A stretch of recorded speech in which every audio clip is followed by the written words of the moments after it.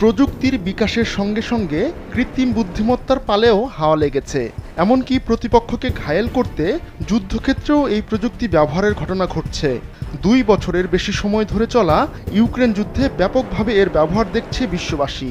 পরিস্থিতি বুঝে নিজে নিজে সিদ্ধান্ত নেওয়ার ক্ষমতা থাকায় যুদ্ধবাজ দেশগুলোর কাছে জনপ্রিয় হয়ে উঠেছে এআই প্রযুক্তি, যা যুক্ত করা হচ্ছে রোবটে। রোবটের সাহায্যে যুদ্ধ জয়ের স্বপ্ন এখন যুদ্ধবাজ দেশগুলোর। তবে গেল কয়েক বছর ধরে নতুন মাত্রা লাভ করেছে এআই প্রযুক্তি। 2022 সালের ফেব্রুয়ারি মাসে শুরু হওয়া ইউক্রেন যুদ্ধে কৃত্রিম বুদ্ধিমত্তাকে কাজে লাগিয়ে শত্রুপক্ষকে ঘায়েলের ঘটনা অহরহই দেখা যাচ্ছে। তাই বলা যেতে পারে এই যুদ্ধ হচ্ছে কৃত্রিম বুদ্ধিমত্তার কার্যকারিতা পরীক্ষা করে দেখবার টেস্টিং গ্রাউন্ড। গাজায় কয়েক মাস ধরে চলা আগ্রাসনেও এই প্রযুক্তির ব্যবহার করছে ইসরায়েল। কৃত্রিম বুদ্ধিমত্তার এই রোবটগুলো এতটাই ভয়াবহ যে এরা নিজে নিজেই তাদের লক্ষ্যবস্তু নির্ধারণ করে আঘাত হানতে সক্ষম।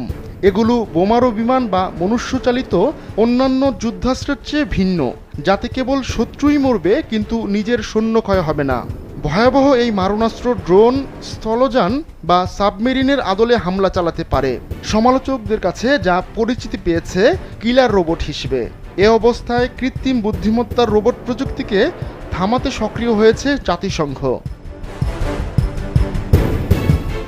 এখন প্রশ্ন উঠেছে, এসব রোবট যদি যুদ্ধাপরাধ করে তবে দায় কার ঘাড়ে বর্তাবে?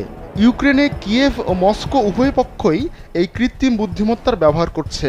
রাশিয়া যেমন কৃত্রিম বুদ্ধিমত্তার যুদ্ধাস্ত্র ব্যবহার করছে প্রতিপক্ষকে ঘায়েল করতে, ঠিক তেমনি যুক্তরাষ্ট্র মিত্র ইউক্রেনকে মদদ দিয়ে যাচ্ছে এই ধরনের অস্ত্র সরবরাহ করে।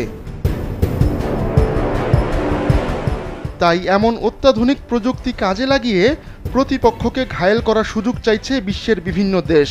2022 সালে ডয়েচে ভেলের এক প্রতিবেদনে বলা হয়, সর্বশেষ প্রযুক্তি সমৃদ্ধ অস্ত্রভাণ্ডার গড়ে তুলতে বিভিন্ন দেশকে প্রলুব্ধ করছে ইউক্রেন যুদ্ধ। জার্মানি তাদের সামরিক বহরে সশস্ত্র ড্রোন বা অত্যাধুনিক কৃত্রিম বুদ্ধির যুদ্ধাস্ত্র কেনার পেছনে ব্যয় করতে ঋণ করছে বলেও ওই প্রতিবেদনে উল্লেখ করা হয়। তবে শুধু জার্মানিই নয়, এক প্রতিবেদন বলছে 2022 সালে বিশ্বব্যাপী সামরিক ব্যয় 2 ট্রিলিয়ন ইউরো ছাড়িয়ে গেছে।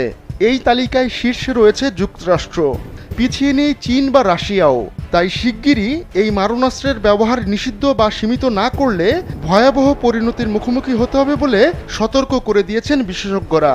তাদের দাবি, শিগগিরই এমন পরিস্থিতি সামাল না দিলে হলিউডের মুভির মতো আমাদের বাস্তবেই টার্মিনেটরের মুখোমুখি হতে হবে। আহমদুল্লাহ শিকদার, কালবেলা ডেস্ক।